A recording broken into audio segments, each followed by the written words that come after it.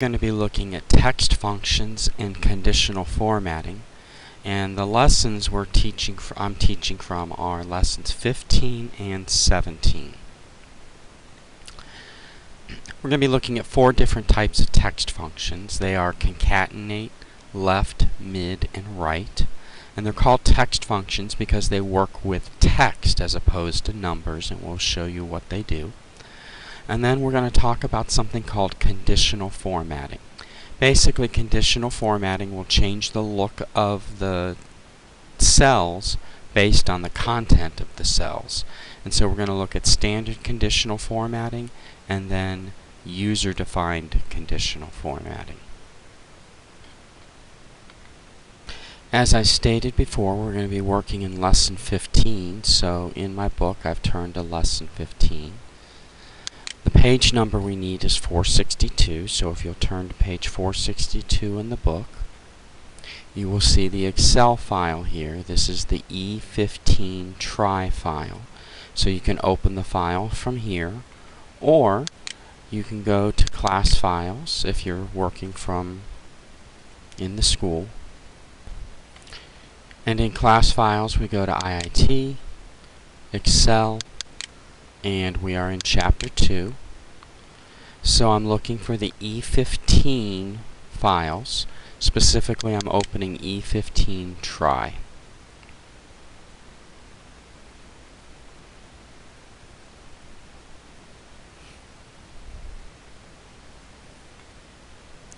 Once this file is open, I'm going to save it to my computer.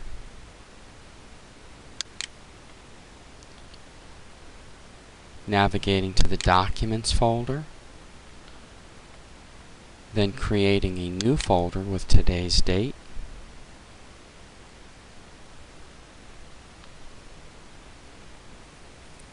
opening that folder up, and adding my initials to the end of the file name.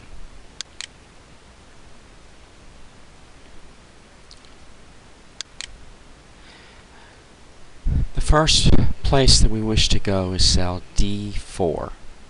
And what I wish to do here, as the label at the top implies, is I wish to include the person's first and last name. Now on row 4 I've got Tamika and I've got Brown. A4 is Tamika, B4 is Brown. And so what I'd like to do is combine these two words together and put them here in cell D4. Well, to do this, we're going to go to my AutoSum button, and the function that we need is called Concatenate.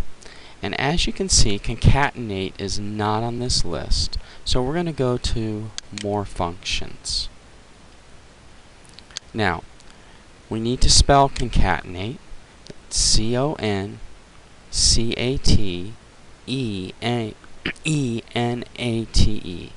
Concatenate. 8. Concatenate. Click Go, and that will find that function called Concatenate. So I click on it, click OK. Now, looking right here, it tells you what this function does. It joins several text strings together into one text string. So what I'm going to do is the first piece of text I want to join together is the word Tamika. So I'm going to take and click here in cell A4. Now, clicking on text 2, I want to join a second piece of text. Now most people at this point would click on this Brown here, B4. If you look down here in the preview though, notice what this does. That puts Tamika Brown all together, but there's no space in between. So I need to get that space in between the first and last name. So I'm going to select this B4 here, and I'm literally going to type in on my keyboard the space bar. And so I've typed a space here in text 2, and now I'm going to go to text 3. And in text 3, this is where I'm going to actually click on B4. And looking at my preview down here, I see Tamika with a space and then Brown. And that's exactly what I want. Now if we were combining three names, first, middle, and last, we would put another space in for text 4. That would give us a text 5 option, and that's when we could put in the last name. So you can combine, based on the instructions here, okay, you can combine, I think, up to 255 different pieces of text. Alright, Tamika Brown, I click OK, and I now see Tamika's name appearing in cell D4. I do want to repeat the process for the other names here. Although I could recreate the formula, the quick way to do this is to copy it down using that fill handle, and it does indeed copy on the second row Caitlin, Jolie, Tom, etc. Let's go to cell F4, and here what I want to do is I would like to get the area code. Well, if you know anything about phone numbers, you know that the area code is the first three numbers of the phone number. And so what we're going to do is we're going to use a feature called the left function. What the left function does is it simply peels off, or cuts off, if you will, the left side of the text, and you have to tell it how many characters to go. So let's go to that auto sum button again, and the left function is not on the list, so I'm going to click on more functions.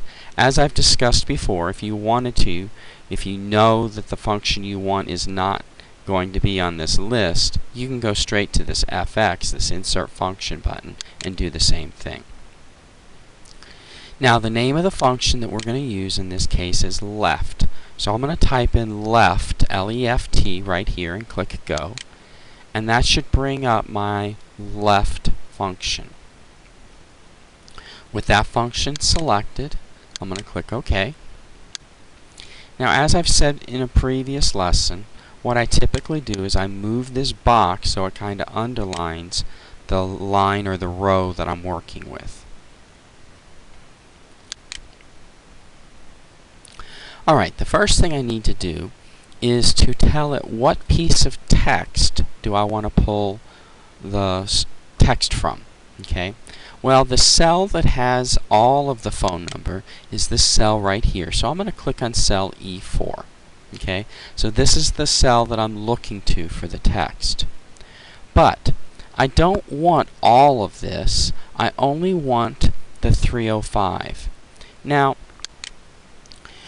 305 is 3 characters, but we also do want to include the parentheses. So what I need to do is type in a number of characters that I need. Well, if I put in just 3, taking a look at my preview right here, notice that that just puts in the parenthesis, the 3, and the 0. So I need the 5 and the other parentheses. So I actually need a total of 5 characters. And so what this function does is it's going to look to cell E4, peel off the left 5 characters, and display them. So that would allow me to display the area code. So I click OK. And sure enough, that does indeed display the area code. Now I'm going to go ahead and resize column F because I don't need all this room. So I'm going to double click here between the F and the G column. That will resize this. I can now copy this down to cell F9, and that should get my area code for all of these items. Now, the next item that we could do is phone prefix. What phone prefix would do is allow me to pull the next 3 characters off of the phone number. This uses a function called a mid function. The book does go through that mid function. It's a slightly more complex, and it's not something that I expect to see on your certification exam, so we're not going to spend time right now talking about that mid function. We're going to go to the extension. The extension is the last few digits on the phone number. Well, you can probably guess what this function is going to be. If the area code pulled the left 5 characters off. The extension is going to need a right function to pull the right characters. So what we're going to do is I'm going to go ahead and go to my AutoSum button. The right function is not currently on the list, so I'm going to come down here to More Functions. So at this point we're going to type in the right function, RIGHT, and click Go. And that should look up this right function that we're needing. I click on the right function, I click OK. Once again, just like the left function, I have to tell Excel which cell contains the text that I want to peel off. So I'm going to click on this E4 cell, just like I did before, the complete phone number. And then I need to tell it how many characters I want to pull off. And so right now, looking at the preview, it's just pulling the last character. So we're going to put in 3. And that should get the X for extension, and then in this case the 1-4. I click OK. Once again, just like before, I can resize column H, so I'm going to double click between the H and the I. I can then copy this down, and I should now see that it's pulling the extension for each one of these phone numbers. So we took a look at the concatenate function, the left function, and the right function. 3 different functions that lets us pull text or to manipulate text in some way, shape, or form. I'm going to save my file, and you can close this file. In Lesson 17, we're going to be dealing with conditional formatting. And so, we need to go to page 475 in our book, 475.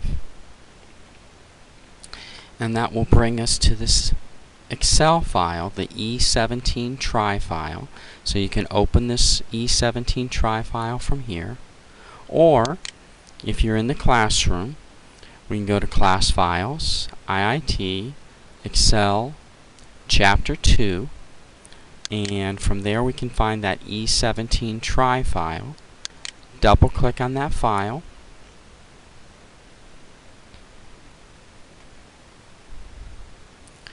We do need to save this file to our computer, so we're going to do a File, Save As. Direct this to the folder with today's date on it, and add our initials to the end of that file name.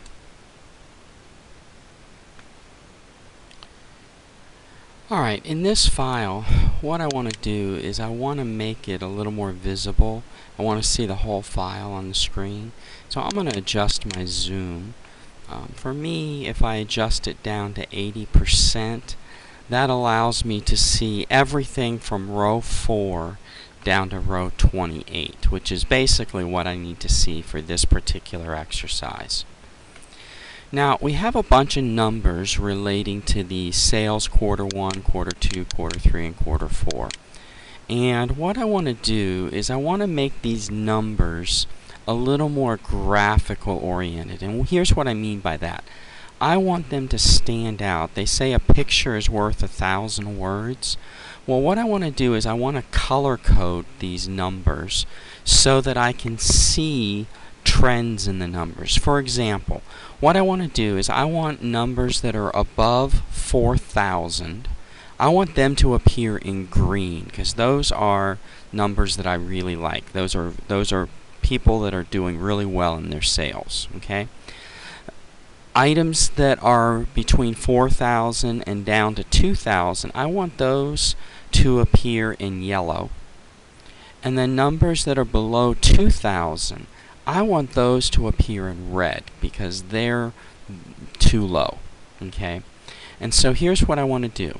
First of all, we're going to select all these numbers. Now don't use the fill handle. Okay, the fill handle copies. I'm not copying anything. I'm just selecting. So I'm going to select from E4 E5 down to E28. With this range selected, I'm going to come up here to Conditional Formatting. Now, just taking a quick glance at Conditional Formatting, if you come down, for example, to data bars, if you point at a variety of items here, you will see that it creates kind of like a little bar graph based on the numbers that the cells represent. So this is one way that I can do my conditional formatting. Color scales gives me the ability to choose color schemes that will change the colors from light to dark depending on the value of the cell. And then finally, the last option is icon sets, where we can have numbers or symbols, symbols would be more accurate, symbols displayed on various items. Again, this is just a preview of some things that are available. What we actually going to do is we're going to create kind of our own setting here, where we want to create a conditional formatting where anything over 4,000 is going to appear in green. So I'm going to highlight cell rules, coming over to the greater than option, and now I need to type in the number, which is the threshold. It's put a number in there, but it's simply a guess. The number that we're going to put in is actually 4,000, so I'm going to tell it 4,000. And over on the right here, I can choose what color I want this to be. Now there's some default settings. There's the red, yellow, and green. And the green is the actual one that we're going to use here. It's going to be green fill with dark green text. I do want to point out here, though, that please be careful. I've seen on the certification exam where it'll ask for something like light red or red border, and people see the word red and they automatically think it's the default setting, which is light red fill with dark red text. Well, if the question doesn't specifically say this, then that's not the right choice. You need to find something different. For us right now, we are going to pick the green fill with dark green text. So I'm going to click on that and click OK. And at this point, the numbers that are above 4,000 are now appearing in green, which is what I wanted to do. Now what I want to do is I want the numbers that are below 2,000, I want those to appear in red. So let's do that next. So with the same group of cells selected, I'm going to come up to Conditional Formatting, highlight Cell Rules, but this time, instead of greater than, we're going to choose the less than option. And choosing less than, I'm going to now type in the number 2,000. Okay, if the number is less than 2,000, I want these to appear in light red fill with dark red text. So the default setting here is what I want. So I click OK. So now numbers that are greater than 4,000 appear in green. Numbers that are less than 2,000 appear in red. Now, what I want to do is the numbers that are in between, the numbers that are greater than 2,000 but less than 4,000, I want those numbers to appear in yellow. So we've got one more conditional formatting to add to this particular group. So I'm going to go to the highlight cell rules again. And this time, we're going to pick the between option. So between, and we're going to type in for the smaller number 2,000. And for the larger number, we're going to type in 4,000. So numbers between 2,000 and 4,000. Those, we don't want them to appear in red. Those are the under 2,000 numbers. We're going to have them appear in yellow, specifically yellow fill with dark yellow text. When I click OK, now all my numbers in this column will have a color. They'll either be red if they're under 2,000, yellow if they're between 2 and 4,000, or green if they're above 4,000. Now, the beauty of this is that if these numbers change, their cell color will change with them. So for example, let's go to Q1 sales, specifically E5, and let's say that this number was incorrectly typed. Somebody typed it as 2005, and it really should have been 1005. So I'm going to type in the correct number, 1005, and press enter.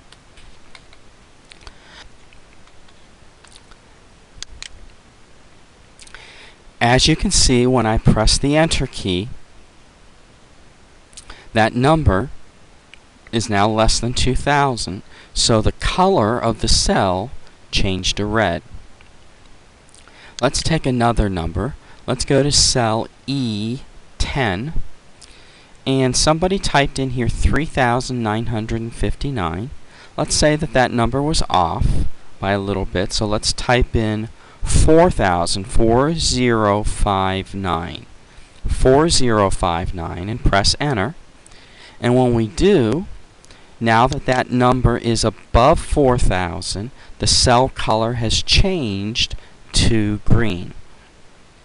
So again, the point I'm making here is not only does it change the color of the cells, but if the numbers at some future time change, then their cell colors may change if they are in a different category than they were in the first time. So conditional formatting is a very useful tool. Now we're going to apply three more different conditional formattings. So let's now select the Q2 numbers. In the F column, selecting from F5 down to F28, we are now going to use one of the data bar options. So in this case, we're going to go to conditional formatting, and if the question said something like apply the conditional formatting of green data bars, okay, a solid fill green data bars, what we would do is we're going to notice that there's a gradient fill option and a solid fill option. And so what we would do is find the color in question. In this case it would be green. I would come down and choose that green data bar, click on it, and that will automatically adjust. And what you'll notice is that the bar, depending on how big the number is, the bar will extend farther and further across the cell.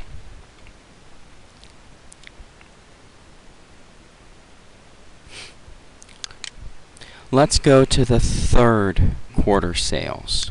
So we're going to select from G5 down to G28, and we're going to take a look at another type of conditional formatting.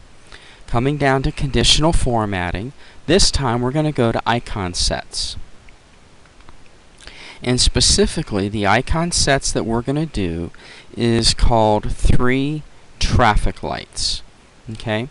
And so you've got the 3 traffic lights rimmed over here, and then over here you've got 3 traffic lights unrimmed. And it's the unrimmed one which is the one that we actually wish to use. So we're going to click on this 3 traffic light unrimmed. Now notice what has happened to my numbers. My numbers have now changed to number signs. So what does that tell me I need to do?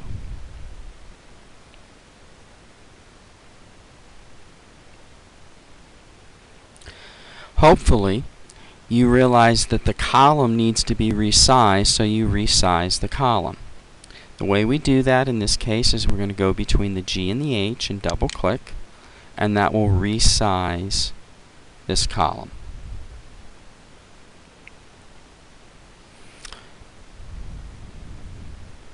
Now, what we want to do is we want to control which of these items have got the red, the green, and the yellow. Right now, Excel has picked, based on the numbers, which numbers should be red, green, and yellow.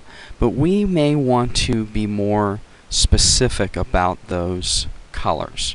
So what we want to do is we want to edit the way these icon set works. To do that, with this column selected, I'm going to go back to Conditional Formatting, and this time what we're going to do, we've already picked the icon set, so that's done. What I want to do is I want to manage, I want to edit, if you will, the rules that were set up for the red, the green, and the yellow. So I have this rule, okay, icon sets. It's using the unrimmed traffic light. So I'm going to select that rule in question. And what I'm going to do is I want to edit this rule.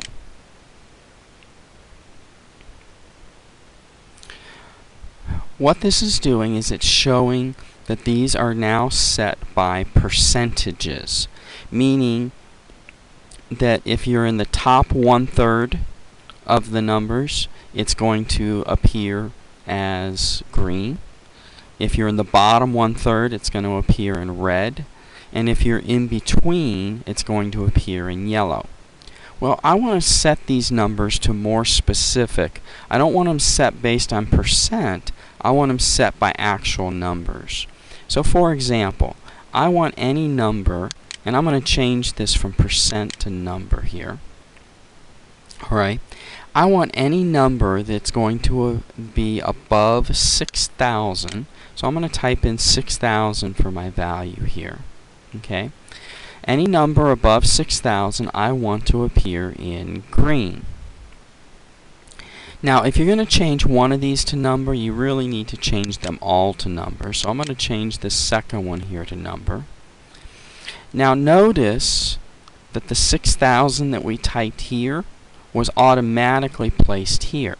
That's because Excel realizes that whatever the bottom value is for the green, it has to put that as the top value for the yellow. But I do need to enter in a bottom value for my yellow. And in this case, the bottom value is going to be 2,000. So, if the number's between 2 and 6,000, it's going to appear in red. And just clicking away now from that 2,000, I'm going to click back on the 6,000 for just a second, just so that I click away from the 2. That lets Excel know that I'm done typing this.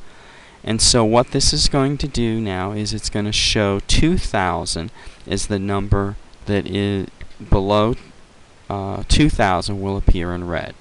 So numbers above 6 will be green, in between 2 and 6 will be yellow, and finally the numbers that are below 2,000 will be in red. One last thing, and please pay attention to what I'm saying here, and that is I want you to notice this reverse icon order. Okay? If you click on reverse icon order, notice that it puts red at the top and green at the bottom. Guys, this is going to be important for your test. I have seen on the test where it regularly wants red to be the top number and green to be the bottom number. Okay? Now, I'm using the term red and green. It could be a red flag. It could be, you know, a check plus, whereas this is a check minus. The point being is that the order of these items can be reversed using this reverse icon order button.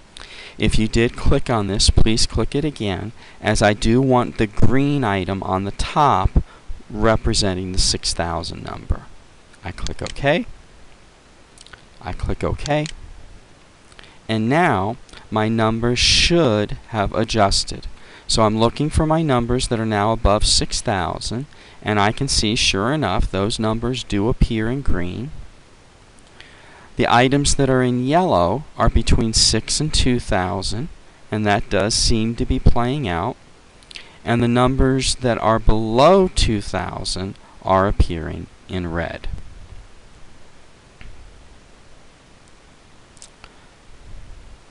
Alright, the last group, sales quarter 4, I'm going to have you do on your own. And so looking at the screen, you'll see that the settings are, I want you to set quarter 4, sales for quarter 4, to use conditional formatting. I want you to use the icon set called 3 flags. Use the icon set 3 flags.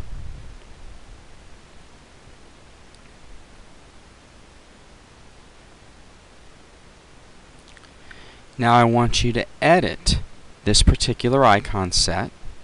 I want you to edit the rule so that the red flag appears above 8,000. Make sure that the red flag are for numbers greater than 8,000. The yellow flag appears for numbers between 2,000 and 8,000.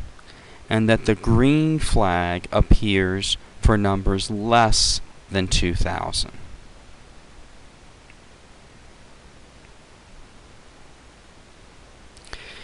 If you need to pause the video in order to complete this activity, please go ahead and do so.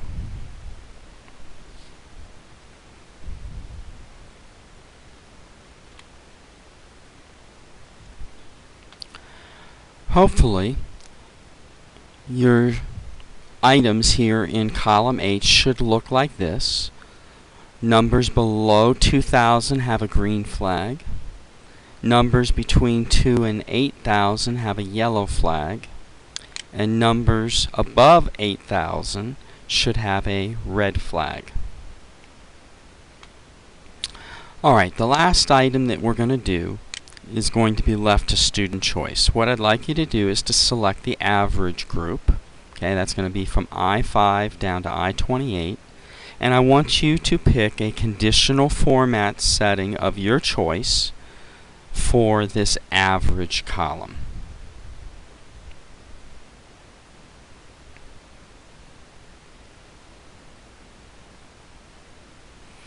If you need more time, you can pause the video.